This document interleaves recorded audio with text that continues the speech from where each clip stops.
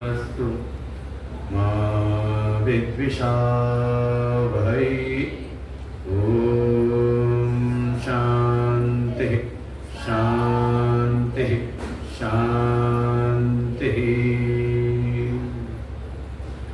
अखण्डमण्डलाकारं व्याप्तं येन चराचरं तत्पदं दर्शितं येन तस्मै श्री गुरवे नमः। अज्ञानतिमिरान्धस्य ज्ञानाञ्जनशलाकया चक्षुरुन्मीलितं येन तस्मै श्री गुरवे नमः। गुरुर्ब्रह्मा गुरुर्विष्णु गुरुर्देवो महेश्वर गुरुर्साक्षात् परं ब्रह्म तस्मै श्री गुरवे नमः। त्वमेव माता च पिता त्वमेव बन्धुश्च सखा त्वमेव विद्या द्रविणं त्वमेव सर्वं मम देवदेव। गजाननं भूतगणादिसेवितं कपिध्वजम्बूफलचारुभक्षणं उमासुतं शोकविनाशकारकं नमामि विघ्नेश्वरपादपङ्कजम्। सच्चिदानन्दरूपाय विश्वोत्पत्त्यादिहेतवे तापत्रयविनाशाय श्रीकृष्णाय वयं नमः। यं प्रवचन्तमनुपेतमपेतकृत्यं द्वैपायनो विरहकातरया जुहाव। पुत्रेति तन्मयतया तरोभिनेदु तं सर्वभूतहृदयं मुनिमानतोऽस्मि।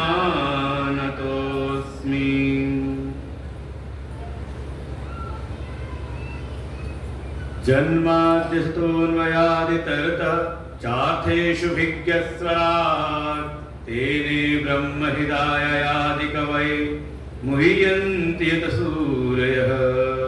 तेजो वारिमिनां यथा विनिमयो यत्र सर्गो मृषा धाम्ना स्वेन सदा निरस्तकुहकं सत्यं परमधीमहि सत्यं परमधीमहि।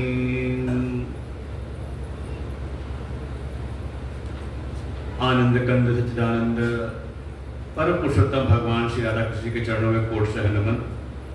परमात्मा के अभिन्न स्वरूप प्रातः स्मरणीय परम श्रद्धेय परम वंदनीय आनंद श्री भूषित श्री सदगुरुदेव भगवान के चरणों में कोट सह नमन। परमादरणीय परम श्रद्धेय भगवत स्वरूप परम श्रद्धेय स्वामी श्री जगदानंद जी महाराज जी के चरणों में कोट सह नमन। उपस्थित भगवत स्वरूप संत वृंद आचार्यगण भट्ट ब्रह्मचारी समस्त भगवत भक्त श्रद्धा भक्ति स्वरूपणी मातृशक्ति। श्रीमद् भागवत महापुराण की कथा जिसका प्रारंभ ही होता है तत्व के बोध के साथ में। जन्माद्यस्य यतोन्मयादितरतः सत्यम परम धीमहि। जो हमारे वेद उपनिषद के जो सार तत्व हैं, जो हमारे वेदों के परम प्रतिपाद्य हैं, उन परम तत्व की स्तुति से ही श्रीमद् भागवत महापुराण का प्रारंभ है। तात्पर्य ये है कि श्रीमद् भागवत महापुराण के जो परम प्रतिपाद्य हैं वो परम तत्व हैं, जो निर्गुण हैं, निराकार हैं, चेतन है और साथ ही हम सब की अंतरात्मा में साक्षी रूप है। ऐसे उन परम तत्व का यहाँ पर सगुण साकार सोपाधिक रूप में उनका प्रतिपादन किया गया है। जो परम तत्व है, अखिल जगत के जो अधिष्ठान हैं, उनकी महिमा उनको यहाँ स्थापित करना। और देखो, ऐसा नहीं कि भागवत जी में कहीं और वर्णन ना हो। आप देखें, उन भगवान की, उन परम तत्व की प्राप्ति कैसे हो, उसका ही परम साधन है भक्ति, जिसकी हम लोग चर्चा पूरी भागवत में करते हैं। और भक्ति कैसी हो तो हम कहते हैं यथा ब्रज गोपिका नाम, जैसे ब्रज की गोपिकाओं की भक्ति है, ऐसी भक्ति हृदय के भीतर हो। तो वो गोपियां भगवान के तत्व को जानती कि नहीं जानती? भीतर उनके वैराग्य है कि नहीं है, ज्ञान है कि नहीं उनको?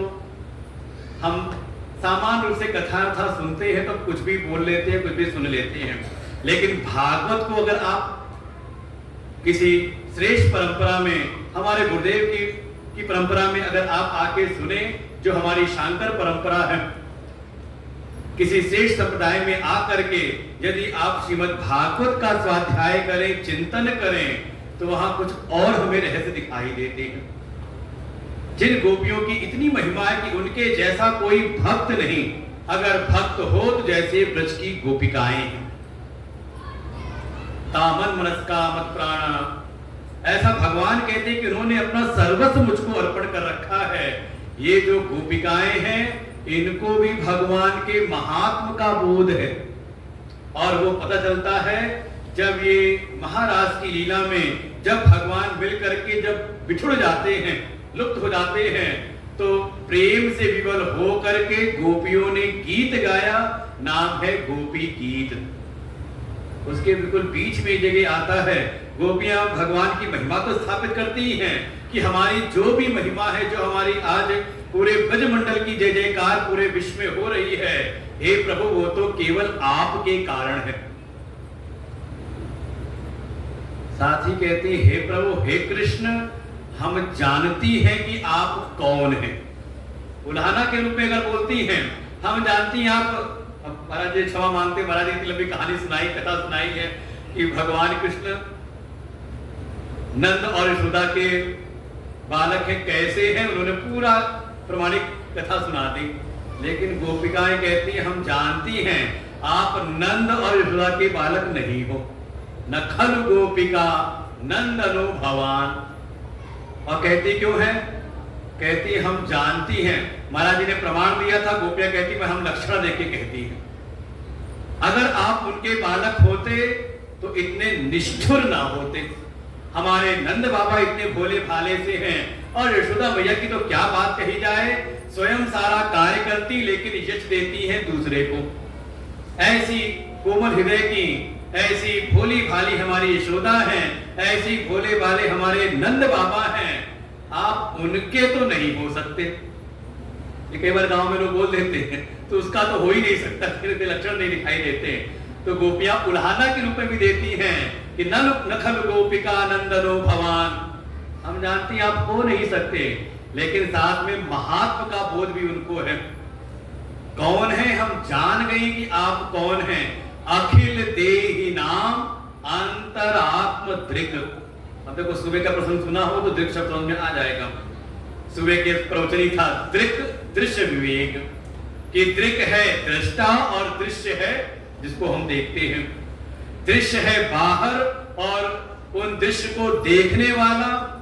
आप कहते हो मैंने देखा, तो मैं कौन है?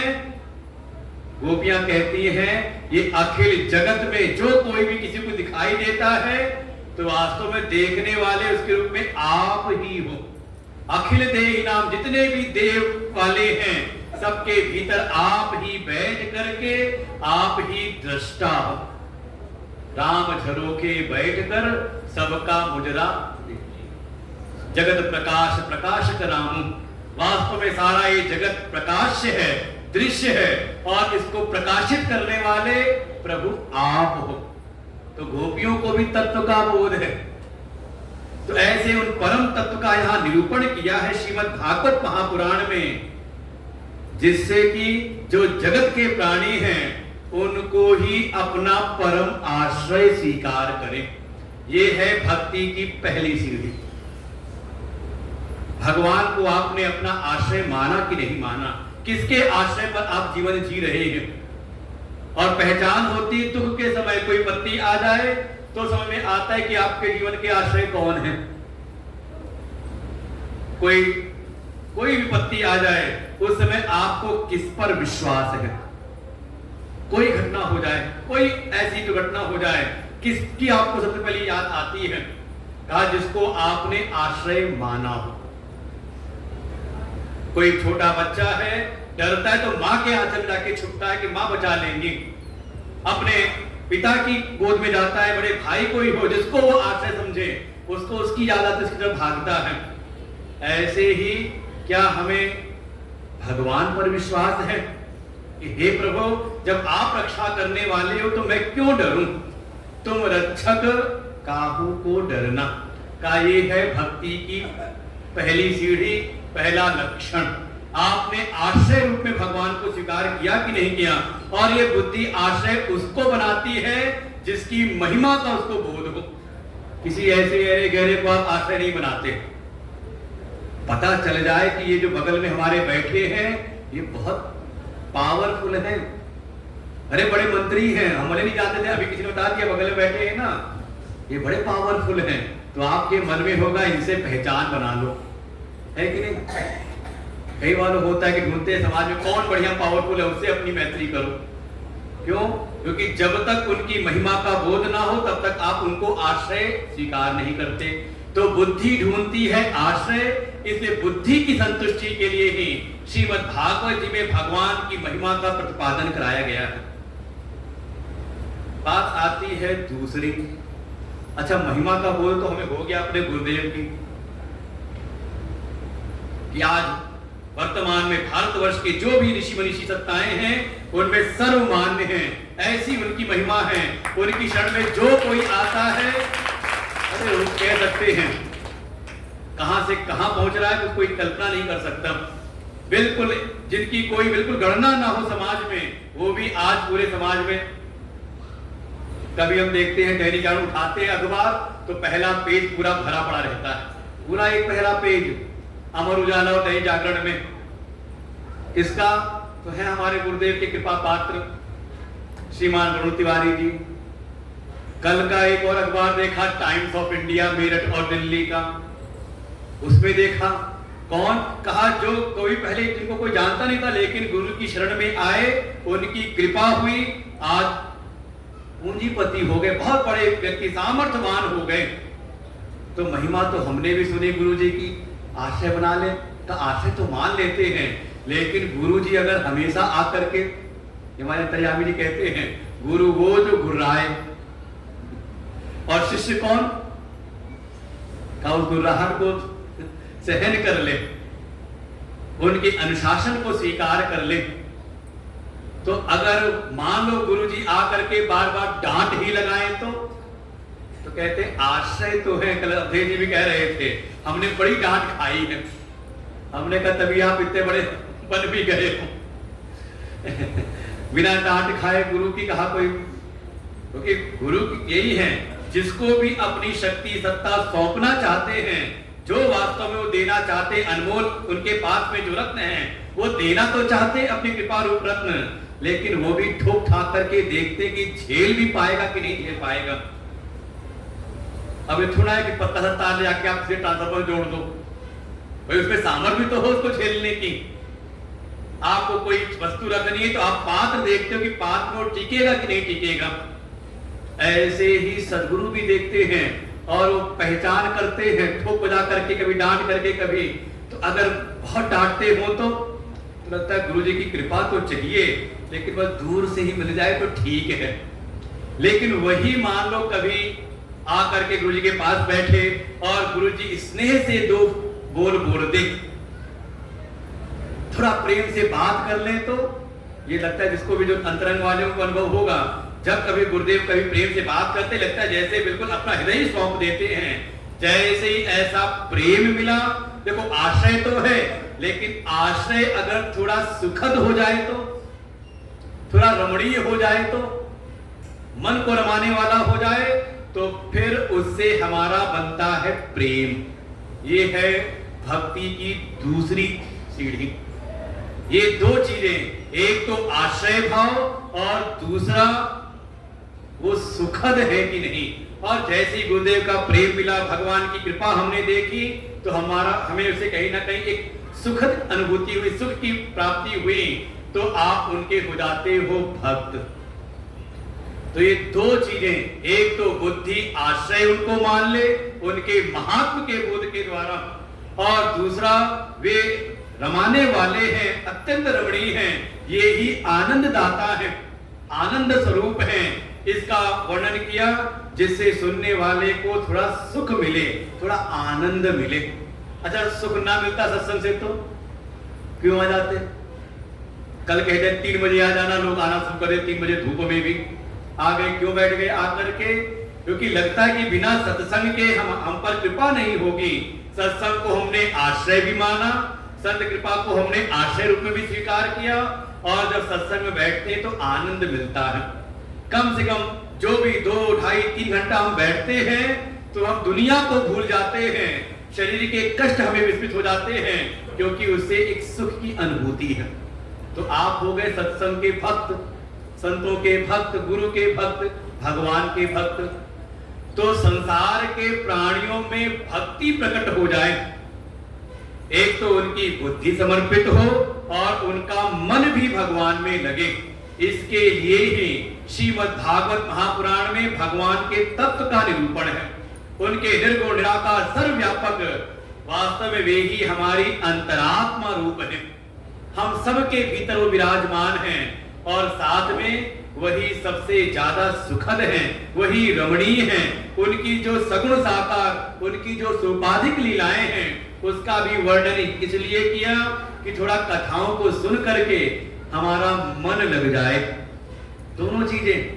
और भगवान गीता में कह देते हैं, मय्येव मन आधस्व मयि बुद्धि निवेशय निविशिष्यति मय्येव अत ऊर्ध्वं न संशयः। इसमें बिल्कुल किंचित भी संशय नहीं, कोई संदेह नहीं कि जिसकी बुद्धि मुझ में लग जाए।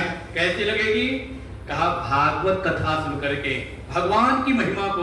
और देखो, ब्रज में ऐसा नहीं कि सब भगवान उनको मानते थे, कोई भगवान नहीं मानता था, लेकिन धीरे धीरे जब भगवान की लीलाओं को देखते हैं, यहां तक कि वर्णन आया गोवर्धन लीला के बाद कि असमय चले गए नंद बाबा स्नान करने यमुना जी में, और वरुण लोक में के जो सेवक थे वरुण देवता के पकड़ के ले गए, बंदी बना दिया उनको।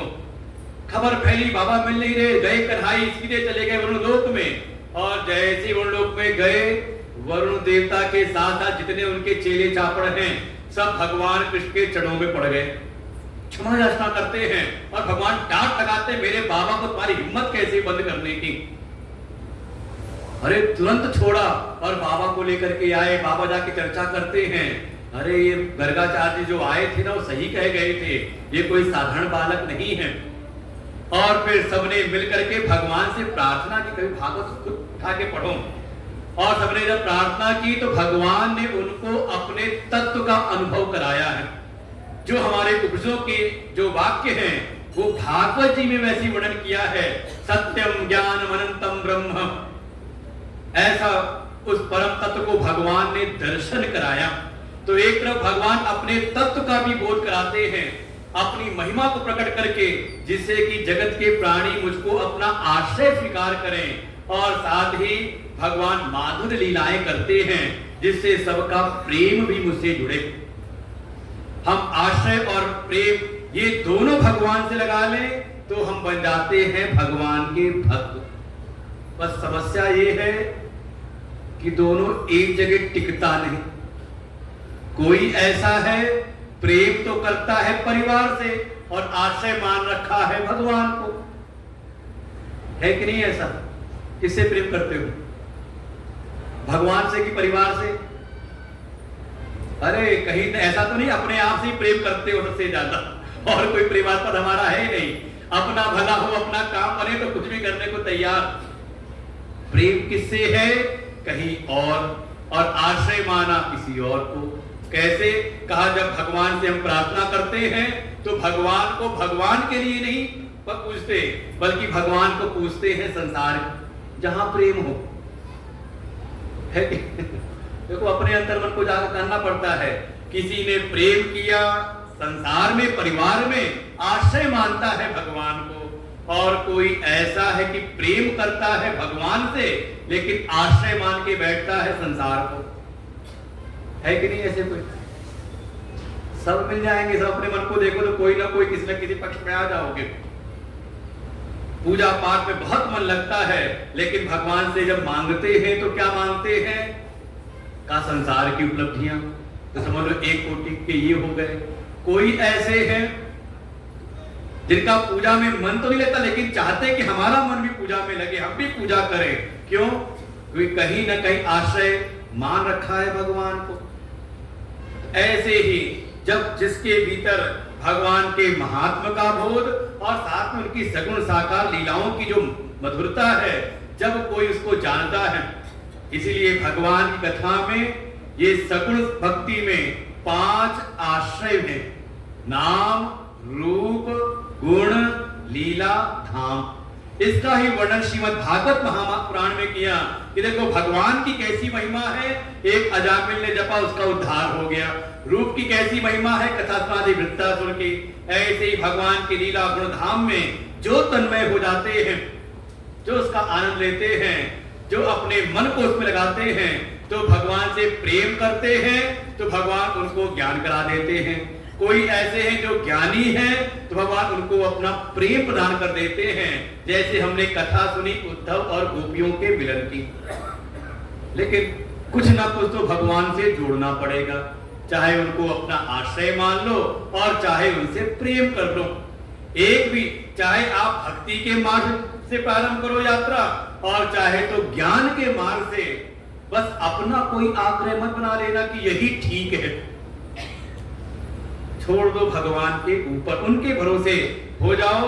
देखो भगवान परम कल्याण करते हैं। उनकी अनेकों अनेकों लीलाओं का वर्णन किया है केवल इसीलिए जिससे कि सुनने वालों का मन भगवान से लगे। भगवान का प्राकट्य हुआ मथुरा में, चले गए गोकुल, गोकुल से भगवान आते हैं ब्रज में, वहां से भगवान फिर आते हैं मथुरा, मथुरा से फिर भगवान चले जाते हैं द्वारिका। जैसे परमात्मा हम सबकी अंतरात्मा है, बिल्कुल जो भीतर चेतन दृष्टा है, आत्मा है, वही कृष्ण है।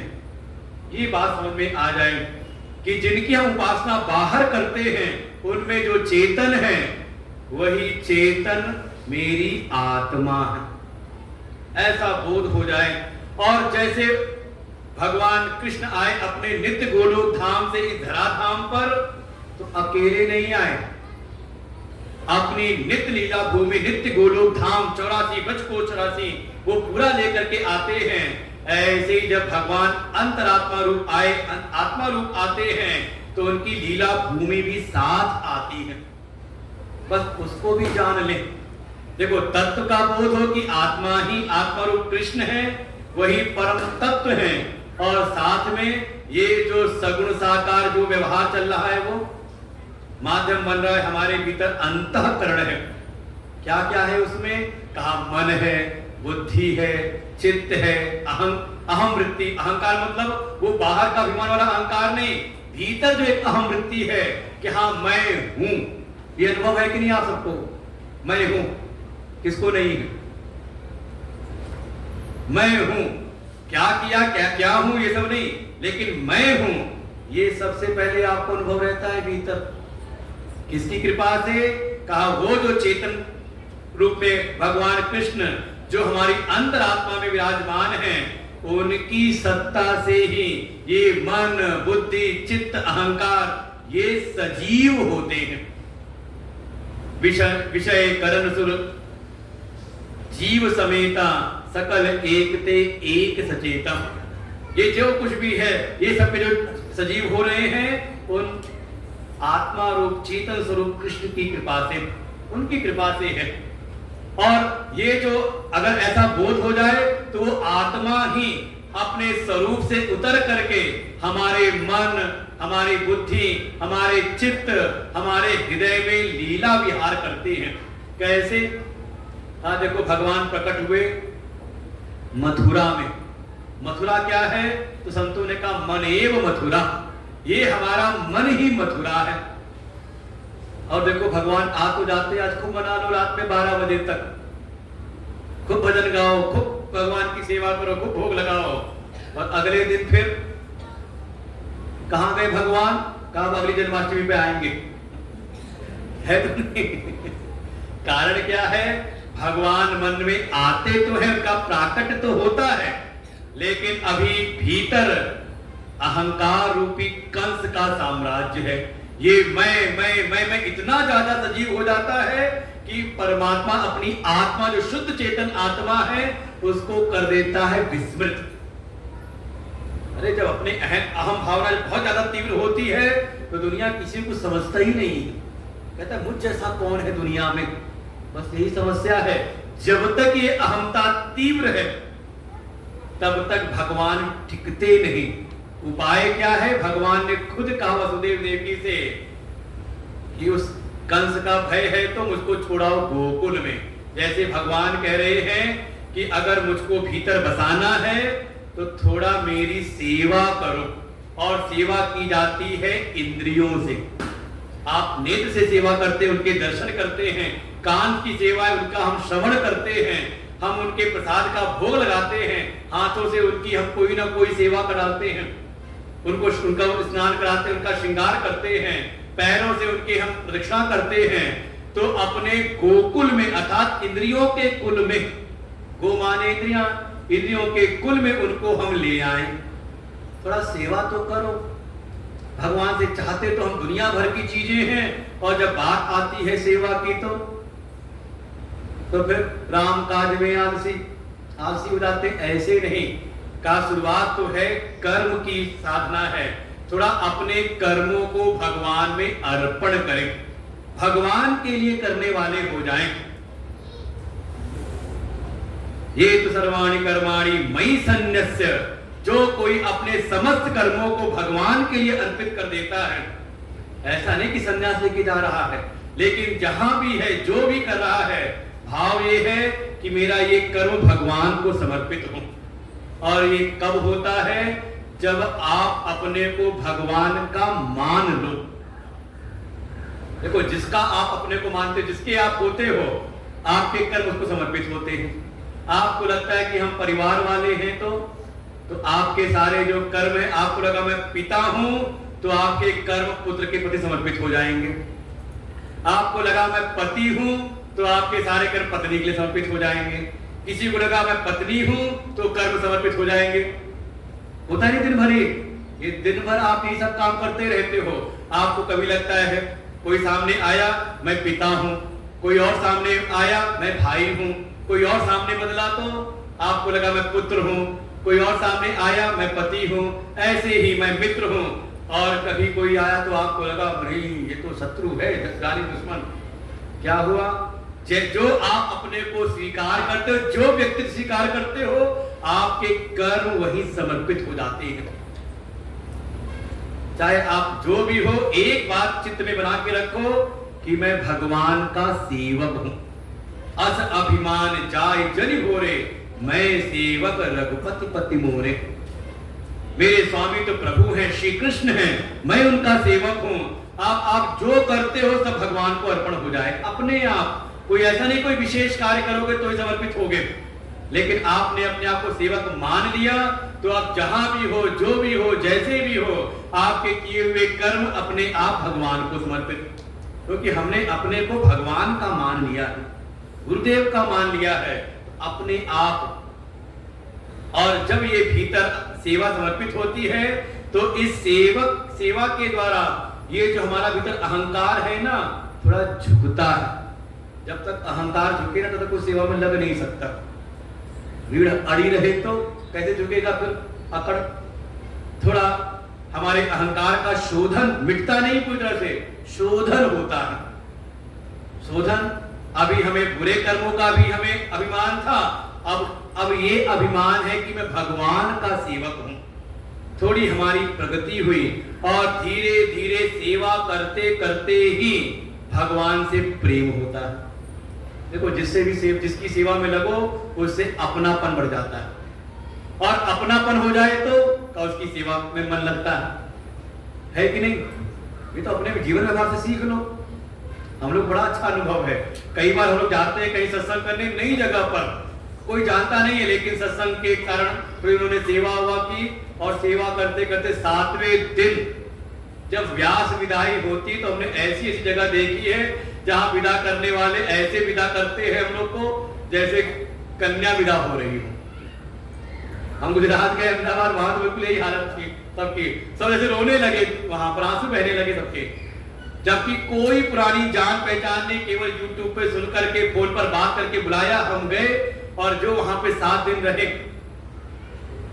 उन्होंने हमारी सेवा की, हमने उनकी सेवा की, परस्परम भावयंतः। और ऐसा हो गया कि बस हमें भी लगा कि वो चुपचाप निकलते रहे तो आंखों में आंसू आ जाएंगे को देख करके। ये भाव हो गया कैसे का सेवा से ही प्रेम बढ़ता है, और भगवान गोकुल से निकल के आ जाते हैं ब्रज में।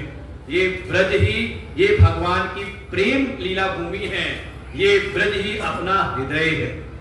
कोई हृदय को साधना से सात्विक बनाए, कोमल बनाए, प्रेम से परिपूर्ण करे तो भगवान स्वयं आते हैं वृंदावन में, और वृंदावन में आकर के, और देखो भगवान को आप जब भीतर लेकर के आओगे, जैसे भगवान ने गोकुल में क्या किया, भक्तों पर तो कृपा करते हैं लेकिन कोई आसुरी वृत्ति उसका संहार करते हैं। जो जो भीतर के दोष हैं, चाहे वो जड़त्व बुद्धि हो, चाहे पूतना रूपी अविद्या हो, भगवान भीतर आ जाए तो खुद ही सफाई में लग जाते हैं। शुद्धि उन्हीं की कृपा से होती है, अपना बस नहीं, अपनी साधना करके थोड़ा और अगर प्रयास करो तो एक शुद्धि होने की बात तो दूर, अभिमान और बढ़ाने से देखा मैंने ये काम सिद्ध कर लिया। ये तो भगवान की कृपा है कि सब कार्य होते हैं। भगवान आते हैं ब्रज में तो वहां जो दोष हैं, जो आसुरी वृत्तियां हैं, प्रेम के जो दोष हैं, कौन कौन का ममता रूपी वत्सासुर का वध करते हैं, प्रेम में दम्भ नहीं चलता बकासुर का वध करते हैं, प्रेम है तो पाप नहीं तो अघासुर का वध किया। आप देखें, बहुत ज्यादा आप संग्रही हो जाओगे, परिग्रही हो जाओगे तो प्रेम से दूर हो जाते हैं, भगवान धेनुकासुर का वध करते हैं। ऐसे ऐसे भगवान की ब्रज मंडल में होती है प्रेम लीला, और जब ये प्रेम प्रकट होता है ना भीतर, तो जहां प्रेम होता है वहां फिर अभिमान अहंकार अपने आप झुक जाता है। देखो, जिससे प्रेम हो ना, दादाजी भले हो यहाँ के कोतवाल महोली के, घर जाए और पोता आ जाए तो पोता सामने आ जाए और पोता कह दे दादा आज घुड़सवारी करनी है, तो कोतवाल से घोड़ा मंगाएंगे। अरे फिर दादाजी फिर वो सारा कोतवाली और सबका सब गया किनारे और कहेंगे बेटा आजा, झुक जाते हैं। और फिर वो पोता 2-2.5-3 साल का पोता पीछे बैठ के चल मेरे घोड़े टिक टिक टिक, जैसे सारा माहौल ही डरता हो, और वही झुक करके क्यों झुक गए, कहा प्रेम से। और जब ये प्रेम प्रकट होता है तो तब ये अहंकार झुकता है, और भगवान इसके उपरांत आते हैं मन रूपी मथुरा में, अहंकार का रूपी कंस का वध किया, और फिर वहां पर उनकी लीलाएं होती हैं। फिर धीरे धीरे भगवान यहीं से जाते हैं द्वारिका। द्वारिका तो पूछ रहे थे ना, ये द्वार कहाँ है, द्वार कहाँ है, तो कभी मन में हमारे भी जिज्ञासा हो, यहाँ हम आए तो कैसे आए शरीर के भीतर, ये भी तो एक नगरी है ना, 9 द्वारे पुरे देहि, इस 9 द्वार वाले पुर में हम आए कहां से, निकलना कहां से है, ये ज्ञान हो जाए। इसके लिए ही कहा भीतर है बुद्धि जो जानना चाहती है, जिसमें जिज्ञासा उत्पन्न होती है, और भगवान यहां से प्रवेश करते हैं द्वारिका में, और द्वारिका में आकर के भगवान की एक नई विशेष लीला प्रकट होती है। भगवान यहाँ आकर के उपदेष्टा बन जाते हैं। कभी महाभारत के युद्ध में जाके अर्जुन को तत्वोपदेश करते हैं, कभी आ गए उद्धव मैत्री उनको उपदेश करते हैं, अपने यदुवंशियों को भी उपदेश करते हैं। जो जैसा पात्र है उस ज्ञान को धारण करके अपना कल्याण करता है। देखो, प्रेम हो जाए तो जिससे अपनापन प्रेम होता है तो उसको जानने की इच्छा बनती है। ये कौन है, कहाँ रहते हैं, क्या करते हैं, क्या इनको पसंद है, देखो ये अपने आप जानने की इच्छा होती है। तो यही है बुद्धि। तो अपनी आत्मा है भगवान कृष्ण, और ये जो भीतर मन, बुद्धि, चित्त, अहंकार, ये सब जो हैं, ये सब भगवान की लीला भूमि बन जाए, भगवान के चरण चिन्हों की छाप इन पर पड़ जाए, भीतर की हर एक वृत्ति कृष्ण से जुड़ जाए, इसी का नाम है महाराज। भगवान के विवाह कथा सुनाई द्वारिका में, एक नहीं भगवान के पहले 8 मुख्य विवाह हुए। पहली पत्नी उनकी रुक्मणी, दूसरी हो गई सत्यभामा, तीसरी जामवंती, एक है मित्रविंदा, एक है नग्ननीति, भद्रा, लक्ष्मणा, 8 पटरानियां हुई। और एक में भगवान ने एक दैत्य है भौमासुर, भूमि का पुत्र है, और उसी का कहीं नाम है नरकासुर, उसका वध किया। उसकी कारागृह में 16,100 कन्याओं को उसने बंदी बना रखा था, उनको मुक्त किया। उन सब ने कन्हई से प्रार्थना की, भगवान सबको द्वारिका में ले करके आते हैं, सबसे विवाह हो जाता है। ये समझ ले, ये हमारे हृदय की वृत्तियां हैं सब। भगवान के 16,108 विवाह हो गए, और एक भी रानी को कभी ऐसा लगा नहीं कि कृष्ण हमसे अलग है। कभी देवर्षि नाथ गए वहां पर, किसी का यहाँ पर एक विवाह हो जाए तो उसके तो क्या होता है आप ही लोग को पता होगा, हमारा अनुभव है नहीं। नारद के मन में आया, जिस जहां दुनिया में कोई एक ब्याह करता है उसकी तो हालत खराब, 16,108 कैसे संभालते होंगे। वो गए भगवान के घर में कुछ लगाई बुझाई करने के लिए, वो सुबह से लेके रात हो गई, देखा कहीं ऐसा कोई महल दिखा नहीं जिसमें कृष्ण ना हो। समझे, जैसे सूर्य प्रकट होता है तो जितने भी जलाशय हैं समान रूप से समय प्रतिबिंब पड़ते हैं, ऐसे ही जो भक्त है उसकी हजारों वृत्तियां हैं, सुबह से लेके शाम तक हर एक वृत्ति कृष्ण से जुड़ जाए, कृष्णाकार हो जाए। तो वास्तव में जैसे वेदांत में ब्रह्माकार वृत्ति अज्ञान का नाश करती है, वैसे ही कृष्ण से जुड़ जाए सारी वृत्तियां, तो यही पराभक्ति की प्राप्ति करा देती है, उसको भगवत स्वरूप बना देती है। ऐसे भगवान की कथा सुनाई। एक समय भगवान के एक मित्र हैं सुदामा, वो आगे 4 मुट्ठी, अब देखो 4 मुट्ठी चूड़े लेकर के आए, क्या है वो? वही समझ लो, भगवान है हमारी आत्मा, और उनको क्या अर्पण करें हम भगवान को? कहा ये दुनिया की वस्तुएं तो जो आप देते सब उन्हीं की हैं, सब संपत्ति रघुपति के आही है क्या? कहा ये अपना अंतःकरण, ये जो भीतर जीवत्व है, कर्तृत्व, भोक्तृत्व, ये जो अहम है, इसको हम अर्पण करें। यही जो अंतःकरण है, मन, बुद्धि, चित्त, अहंकार, ये भगवान को अर्पण करे। 4 मुट्ठी चूड़ा है। भगवान ने तो जैसे सुदामा आए, उनको तो कुछ दिया नहीं, जब विदा किया सब उतरवा लिया, पुराने कपड़े को पहना दिए, जाओ कहीं करके। लेकिन सुदामा का जो हृदय है, कहते देखो कृष्ण कितने कृपालु हैं, मुझको कुछ दिया नहीं, कहीं ऐसा न हो कि धन पा करके मैं कृष्ण को भूल जाऊं। और वास्तविकता तो ये है, सुदामा के मन में कोई चाह थी नहीं। कृष्णस्यासि सखा कश्चित् ब्राह्मणो ब्रह्मवित्तमः विरक्त इंद्रियार्थेषु, ये उनकी पहचान लक्षण बताए थे। ब्रह्मवेत्ता हैं, परम विरक्त हैं, उनके भीतर तो भगवान से कोई चाह थी नहीं, क्योंकि जानते हैं कि भगवान और मैं एक हूं। ऐसा सुदामा का चरित्र है। चाहती थी सुदामा की पत्नी, तो भगवान ने किसको दिया? सुदामा को कुछ नहीं दिया। किसको दिया? कहा जो चाहती थी। जब सुदामा पहुंचे अपने वापस गांव में, देखा गांव तो बिल्कुल द्वारिका जैसे ऐश्वर्य से भरपूर हो गया।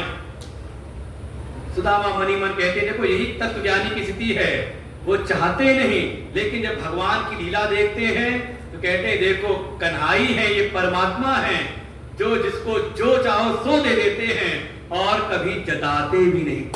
ये है भगवान की भगवत्ता। भगवान यहीं से कुछ समय बाद द्वारिका से गए, युधिष्ठिर के राजसूय यज्ञ में, वहां पर कृष्ण और भीम और अर्जुन को लिया और चले गए मगध जरासंध के पास में, उसका वध कराया। वो था ना जरासंध कब आता है? कब आता है? मोर्चा कब लेना पड़ता है जरासंध से? 50 के बाद जब आता है 51, 52, याद है कि भूल गए? ध्यान रखना, ये बुढ़ापा बहुत सताता है और जाता नहीं है, लेकर के ही जाता है। फिर ये अगर इस बुढ़ापे पर विजय पानी है तो भगवान ने संकेत किया, ये 2 से मिल करके बना था, 2 टुकड़ों में इसका जन्म हुआ था, 2 से मिल करके बना था। भगवान ने इशारा किया, भीम तो पस्त हो गए, तब भगवान ने इशारा किया इसको 2 हिस्से में अलग अलग बांटो और ऐसा अलग अलग करो कि दोबारा न जुड़े। एक बार अलग किया तो जुड़ गए, कहा ऐसा अलग करो, बिल्कुल उल्टा, बिल्कुल अलग कर दो। कहा ये है विवेक, सत्संग के द्वारा ऐसा विवेक प्राप्त करो कि ये संसार में 2 चीजें आपस में मिल गई हैं। क्या चीजें? कहा जड़ और चेतन। जड़ चेतन गुण दोष में विश्व की ये जड़ चेतन मिल गए हैं, ये शरीर और आत्मा आपस में मिल गए हैं, ये दृश्य और दृक् आपस में मिल गए हैं, ये नित्य और अनित्य आपस में मिल गए हैं। सत्संग में आके इसका ठीक प्रकार से विचार करो, ऐसा करो कि बिल्कुल स्पष्ट हो जाए। सुबह के सत्संग में यही था, ये जो भीतर दृक् और दृश्य का जो गठबंधन हो गया है, इसका भेद स्पष्ट हो जाए और बाहर ब्रह्म और सृष्टि का ये जो भेद है बिल्कुल स्पष्ट हो जाए, तभी जरासंध पर विजय पा सकते हो। और नहीं पा पाए, सत्संग में नहीं आए, तो फिर जो गति होती है वो दुनिया वालों की देख लो। जरासंध का वध कराया, यहाँ पर वापस आए उस राष्ट्रीय यज्ञ में जब अग्र पूजा की बात भी चर्चा हुई तो जरासंध के पुत्र सहदेव ने प्रस्ताव रखा द्वारिकाधीश कृष्ण के नाम का, लेकिन वही भगवान के द्वेषी शिशुपाल दत्तवक्त हैं। शिशुपाल के अपशब्द कहता है, भगवान ने चक्र उठाया, शिशुपाल की गर्दन काटी, साथ में दत्तवक्त का वध किया और दोनों के ही शरीर से दिव्य ज्योति निकली और जाके भगवान के चरणों में समाहित हो गई। क्यों? क्योंकि ये वही जय विजय थे जहां से कथा प्रारंभ हुई थी।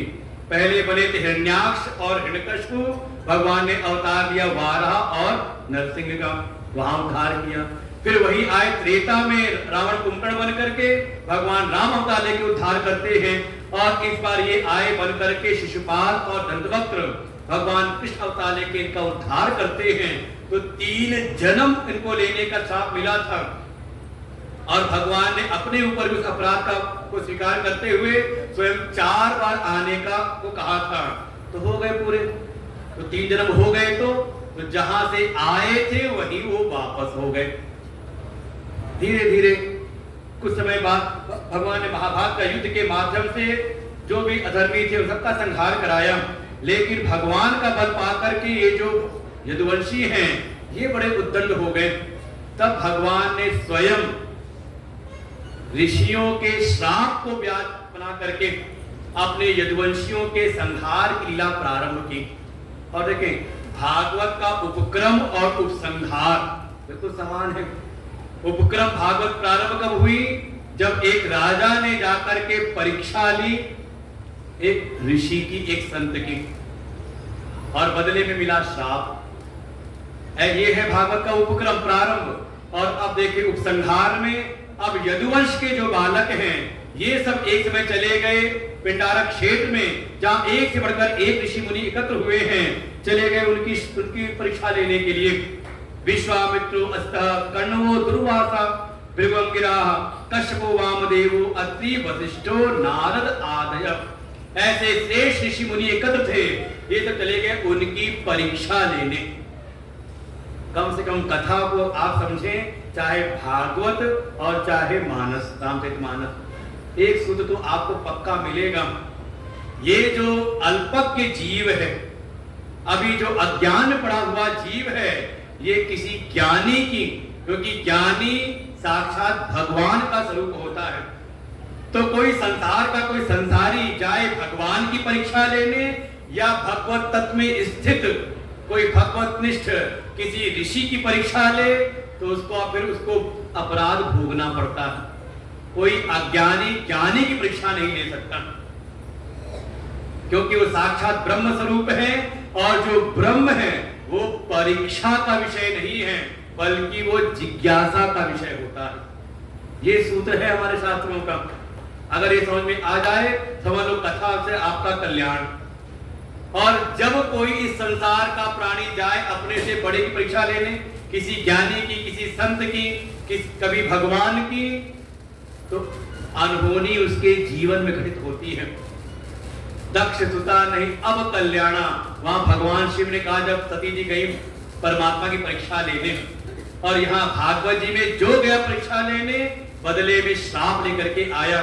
यदुवंशियों के संहार का श्राप मिला यदुवंश के बालकों को। इधर भगवान से कोई मन्ना की नहीं, जो उग्रसेन है उन्होंने चूरा कर करके उसको फिकवा दिया समुद्र में, वही उसका चूरा आकर के बन गया एक एरका नाम की घास। एक टुकड़ा बचा रह गया था, वो एक मछुआरे ने मछली पकड़ी, जिस मछली ने उसको निकला था, जब चीरा तो टुकड़ा निकला, उसको जरा नाम के बहरिये ने अपने बाण में लगा दिया शिकार के लिए। और यहाँ से यदुवंश के संहार की प्रारंभ होती है। एक समय स्वयं आ गए देवर्षि नारद द्वारिका। भगवान की प्रेरणा से देवर्षि नारद चले जाते हैं भगवान के माता पिता देवकी वसुदेव के पास में। तो जो भगवान के माता पिता हैं, लेकिन जब तक देवर्षि नारद से तत्व ज्ञान नहीं मिला, उनके भीतर का भी मोह नष्ट नहीं हुआ। भगवान की सेवा, भगवान के दर्शन, भगवान की भक्ति, भगवान की पूजा उपासना, ये सब हमारे अंतःकरण को शुद्ध करते हैं। और ऐसा कोई भगवान से समर्पित प्रेम सेवा करे तो भगवान ही कृपा करके उसके जीवन में किसी ना किसी संत को भेजते हैं, जिससे वो ज्ञान की प्राप्ति करे। ये समझे, यहाँ पर भगवान की आप सब पर बड़ी कृपा है भगवान की। तब ऐसे श्रोत्रीय ब्रह्मनिष्ठ सद्गुरुदेव का आगमन हुआ इस महोली क्षेत्र में। दुर्लभ है, दुर्लभ अगम्यो अमोघश्च, ये सब हम सबका सौभाग्य है। और कोई आकर के उनके पास उनकी महिमा को न जान के चला जाए तो कोई ऐसी कोई बात नहीं, बिल्कुल है। एक तो दुर्लभ है और मिल जाए तो सानिध्य टिकता नहीं, अगम्य है। ये तो कोई सदपात्र है जो अपनी सेवा साधना से अपने को पात्र बनाता है, तो उसको सदगुरु का सानिध्य निरंतर मिलता है।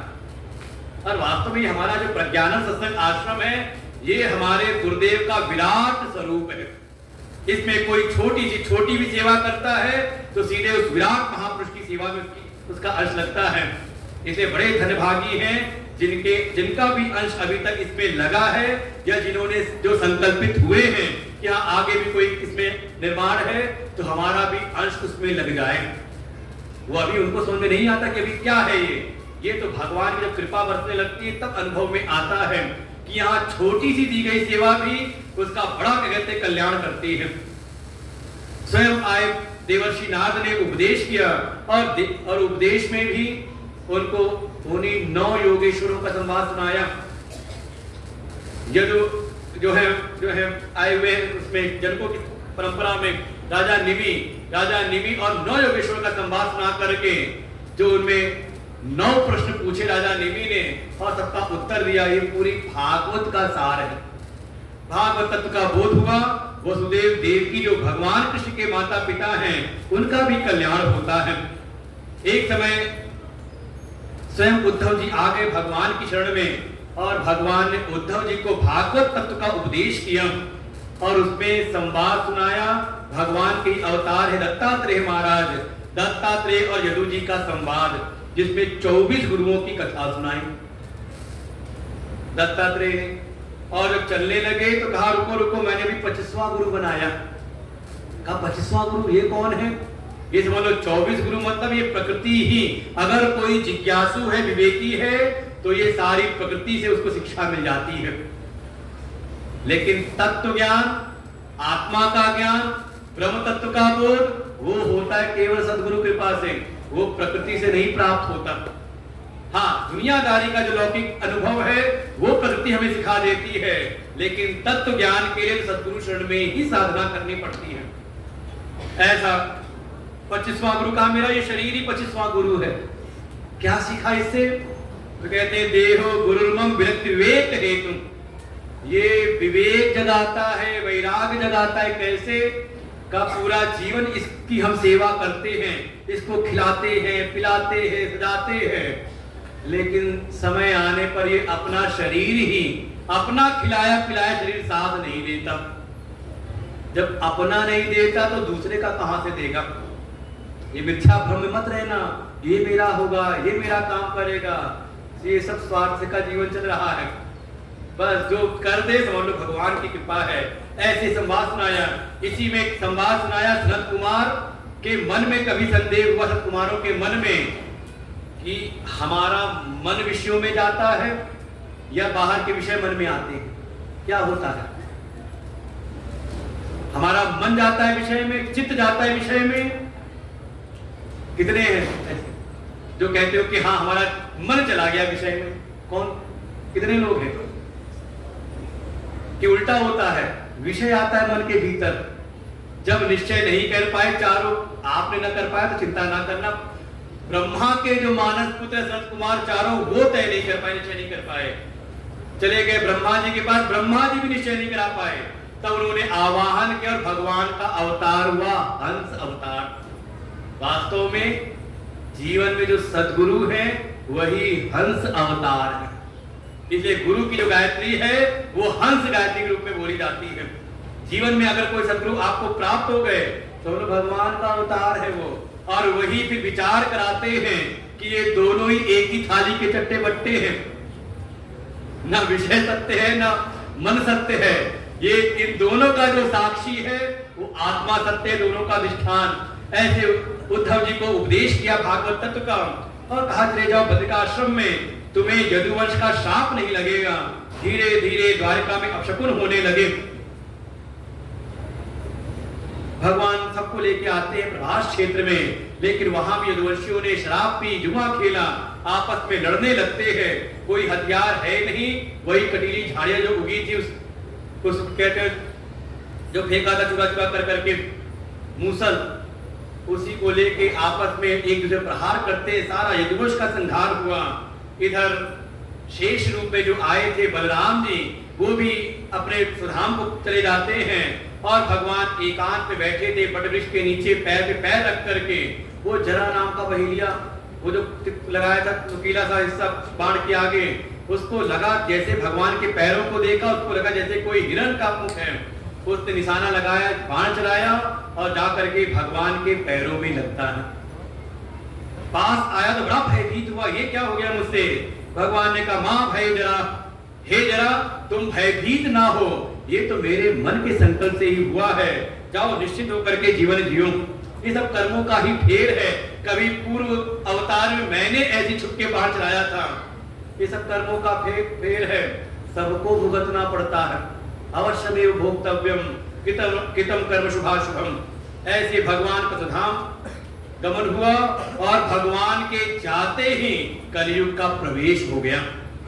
कलयुग के प्रारंभिक चरण में ही भगवान का एक अवतार हुआ महात्मा बुद्ध के रूप में, और जब बिल्कुल अंतिम चरण होगा तब भगवान प्रकट होंगे संभल ग्राम में कल्कि नाम से।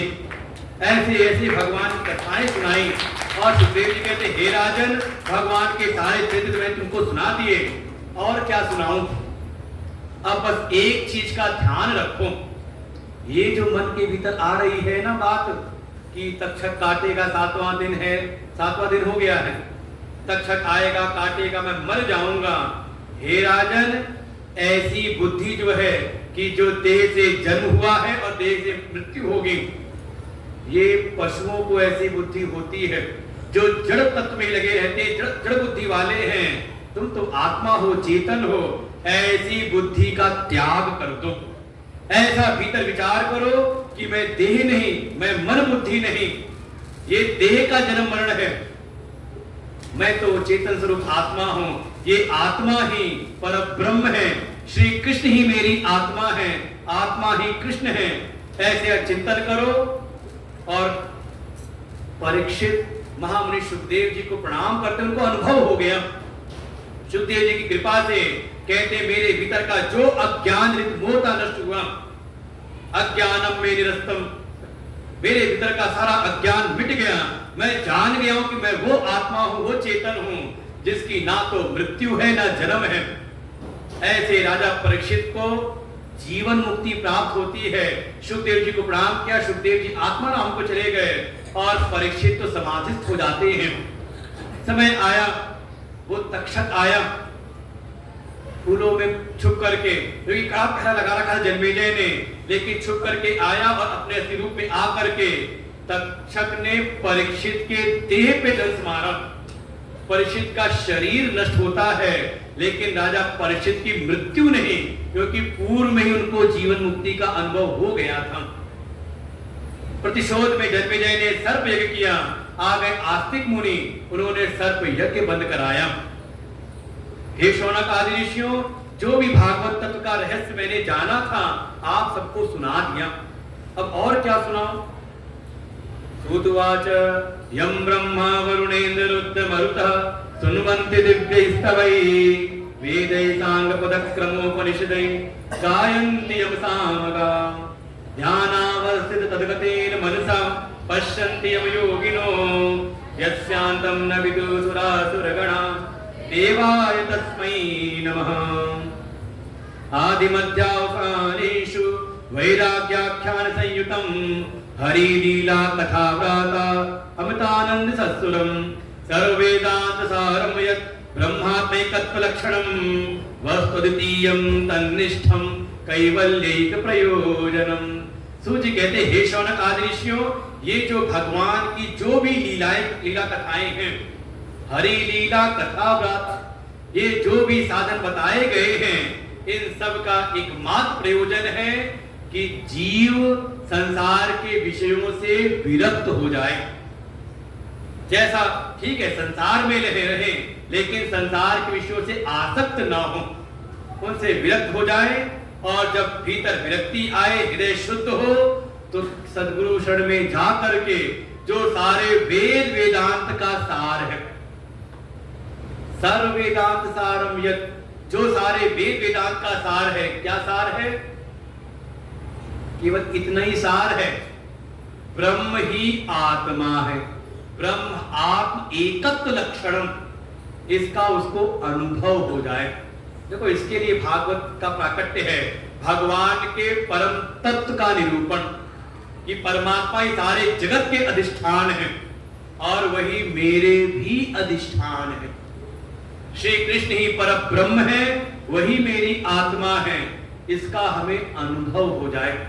जब आए भगवान राधा कृष्ण के दर्शन करें, जब उनकी कुछ पूजा भेंट सेवा करें, तो ये बोध बना रहे, हमारा शरीर भगवान की सेवा करे, मन भगवान से प्रेम करे, लेकिन बुद्धि में ये बोध बन जाए कि जो इनके भीतर चेतन है वही मेरी आत्मा है, दोनों अलग नहीं। और यही भाव यस देवे पराभक्ति यथा देवै तथा गुरु, जैसी अपने इष्ट देव के प्रति ऐसी भक्ति है, ऐसे ही भाव अपने सद्गुरु के प्रति। जब सद्गुरुदेव भगवान आए तो जब हम उनकी सेवा करें, उनसे प्रेम करें, देखो शरीर से उनकी सेवा, मन से उनसे प्रेम, और बुद्धि में तो गुरुदेव समझा के गए थे, तो आप सबको 5 मिनट में उन्होंने ज्ञान दे दिया। सेवा करना मुश्किल है, प्रेम करना मुश्किल है, लेकिन ज्ञान तो इतना ही है कि जो आप सबकी आत्मा है वो एक है, और वही आत्मा गुरु जी की भी है। तो ये रहे शरीर से गुरुदेव की सेवा। गुरुदेव की सेवा मतलब यहाँ आश्रम की जो भी सेवा है, ये साक्षात गुरुदेव की सेवा है।